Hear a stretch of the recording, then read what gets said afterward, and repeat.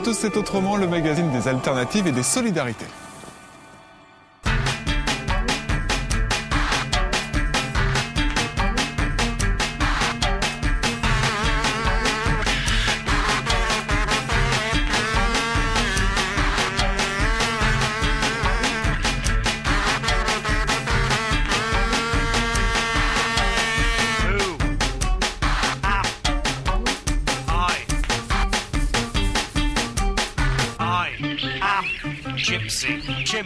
On s'est tous dit un jour, ras-le-bol de l'éternel sandwich poulet maillot du midi, ou encore ras-le-bol du cornet de pâtes baignant dans sa sauce.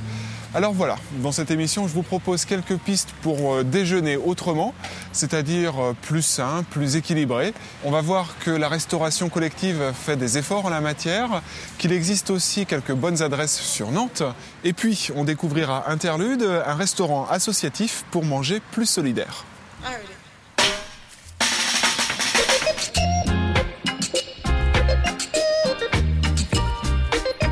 On commence cette émission au restaurant universitaire Le Ruby à Nantes pour voir comment on peut associer équilibre alimentaire et restauration collective.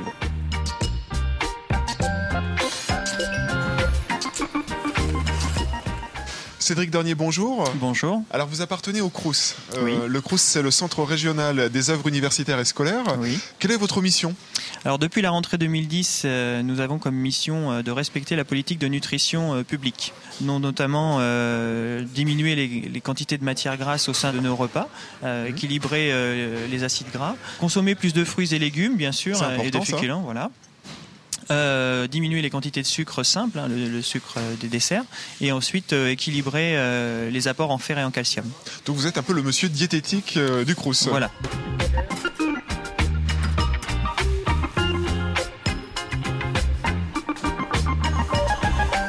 Là, vous avez des exemples de ce qu'on peut proposer. Donc plus de saisonnalité. Plus de travail des équipes aussi, parce qu'on voit que sur les desserts, on va partir sur des desserts qui sont plutôt maison, donc ici le phare au pruneau. Est-ce qu'il y a un travail aussi sur, la présentation des plats ? On voit ici qu'on a à la fois des contenants variés, on va travailler sur la décoration du plat avec un citron ou alors des petits concombres comme ça, pour leur donner envie de venir vers les crudités, les fruits et les légumes.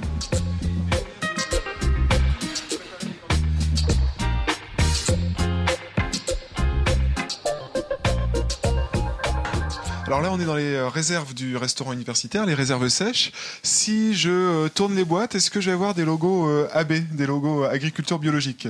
Alors vous allez en voir très peu, parce que c'est une difficulté pour nous de le mettre en place au niveau de la restauration collective. L'introduction du bio, c'est difficile. Oui, alors pour 3 raisons. La première, c'est effectivement le surcoût qui est de 30% par rapport à un produit non bio. Le deuxième, c'est l'attente de l'étudiant. Est-ce qu'il est intéressé par le bio ? Alors c'est pas forcément toujours le cas. Pourquoi ? Parce que si on prend l'exemple d'une pomme bio n'est pas forcément appétissante par rapport à une pomme. Voilà, elle est moins jolie. Alors, comme c'est le visuel qui compte pour lui, ça sera moins attirant. Donc le troisième point, c'est l'approvisionnement. On produit 3 500 000 repas par an et il faut que l'agriculteur puisse suivre au niveau de l'approvisionnement. Cédric Dornier, je vous remercie pour toutes vos explications. Merci à vous. Et nous, on va les laisser un peu tranquilles parce que là maintenant, ça va être le rush.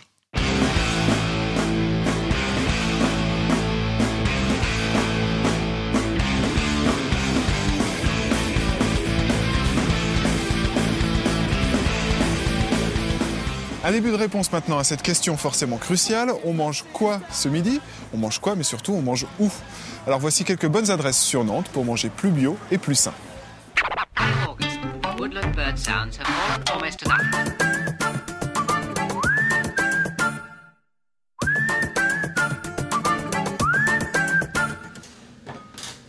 L'Île Verte est un restaurant biologique, produits biologiques et cuisine végétarienne. C'est un restaurant qui est ouvert depuis 1992 sur cette version-là, mais j'avais fait d'autres tentatives en 90.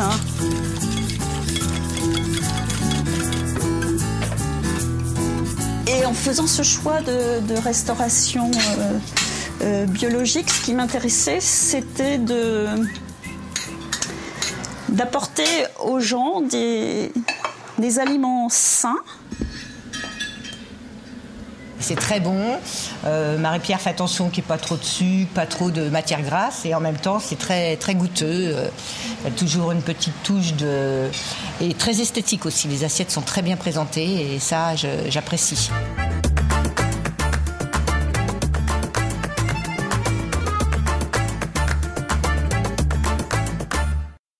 La particularité de Terroir Bio, c'est d'être 100% bio. On a une certification agriculture biologique. On est également approvisionné à 70-80% par des producteurs locaux.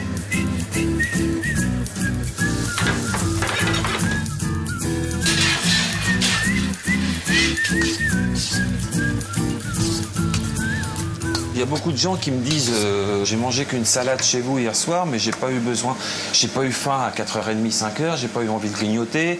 Donc je crois qu'en respectant le produit comme les producteurs dans le bio le font, c'est-à-dire en le laissant pousser naturellement, il a le temps de développer tous ses nutriments, toutes ses vitamines, tous ses oligo-éléments.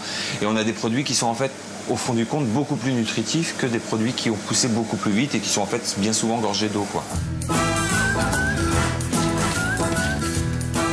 On est très content d'avoir trouvé sur Nantes un restaurant bio où on mange aussi bien que chez soi, et peut-être même mieux quelquefois. Et c'est vrai qu'à Nantes, ils essaient de faire du bio, mais c'est pas totalement bio, tandis qu'ici, c'est totalement bio.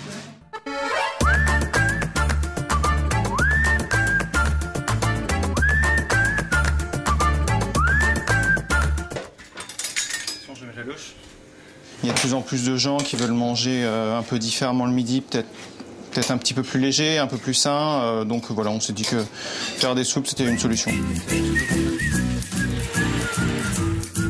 Alors ce midi, il y a une soupe de potiron au miel qu'on sert avec de la feta.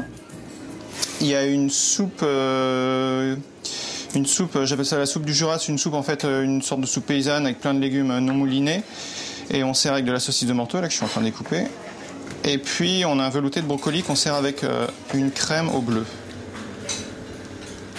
On a le sentiment de capitaliser un petit peu du point de vue de la santé quand on vient là, parce que c'est régulier, enfin régulièrement on mange des produits sains, quoi.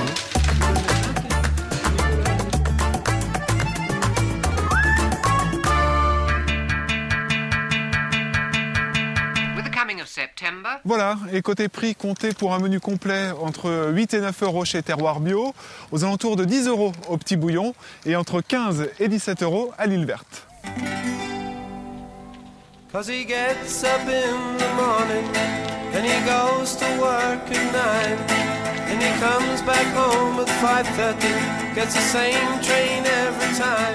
Autre adresse toujours à Nantes, le restaurant Interlude.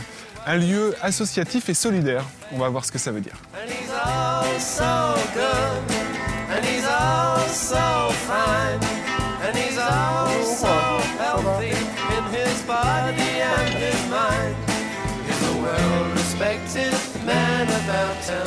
Alors Monique Calvez, on est ici à Interlude, oui. Vous êtes gérante du restaurant. D'abord, depuis quand est-ce qu'il existe ce lieu? Et puis quels sont ses objectifs? Alors le lieu existe depuis 22 ans.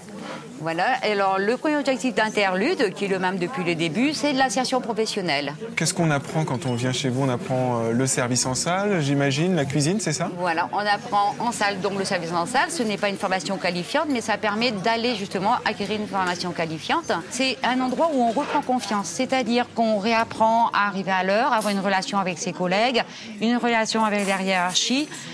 Apprendre à avoir une distance qu'on appelle, nous, distanciation avec le client. Et les gens qui ont été hors du circuit travail, en fait, retrouvant des horaires, une vie professionnelle, reprennent aussi confiance en eux et sont prêts à faire des nouveaux paris, finalement.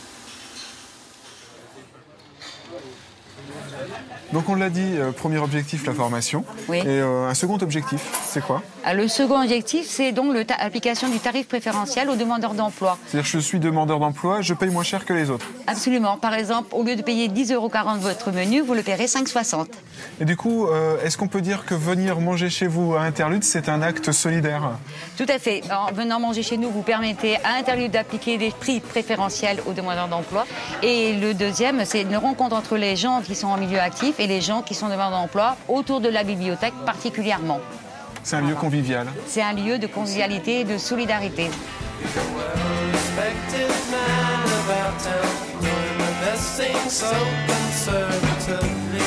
Voilà, c'est le moment maintenant de la chronique de David Solon. C'est le directeur de la rédaction de Terra Eco, le mensuel du développement durable. Bonjour David. Bonjour. Alors un enjeu important, notamment pour l'agriculture biologique, c'est celui de la restauration collective. Oui, il faut revenir à l'automne 2007. Souvenez-vous, on est dans le sillage de l'élection présidentielle et on aboutit à ce qu'on a appelé le Grenelle de l'environnement. En gros, convertir la France grise en une France verte. Il y a toute une série de mesures, on ne va pas revenir dessus, on va revenir sur la mesure qui nous intéresse dans l'émission. Effectivement, le passage de la restauration collective au bio. Alors, c'est un objectif chiffré, très clair, qui est de 20% en 2012. Et on part de loin ? On part de très très loin. On en est à quelques pourcents encore aujourd'hui, à 2 ans de l'échéance de cet objectif. Un exemple, simplement, Rome, la capitale de l'Italie, est à 100% de bio dans ses cantines, si on accepte la viande et le poisson.